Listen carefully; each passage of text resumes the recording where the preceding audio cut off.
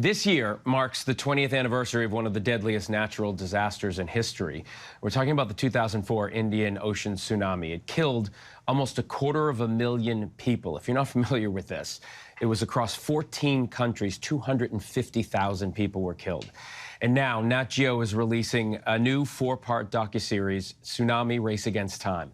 The series, which took 3 years to make, shows never-before-seen moments in the aftermath, including interviews from survivors and journalists. One of those survivors, Chris Xaver. Chris, it's good to have you here. I'm sure even 20 years later, there is a certain amount of trauma involved in this. It can be triggering seeing the video, so thank you for coming in and taking the time.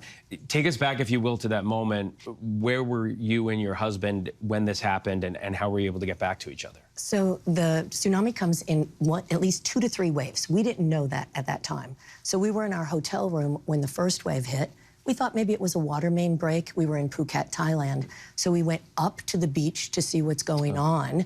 And there we could see there were fish on the beach, there was debris, what's happening there? And it was there when we were standing that we saw the next wave come. This was the wave that did this massive amount of damage in that space.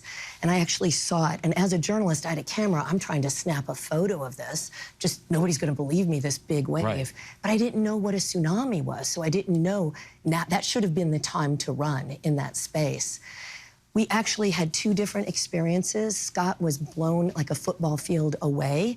I was trapped underwater for a couple of minutes. I can't even imagine how horrifying that time must have been.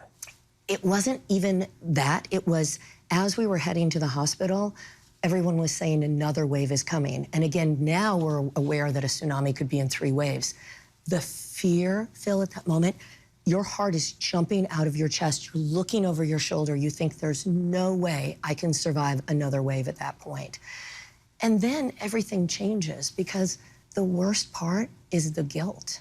The guilt when you come home and you have a job and you have your life.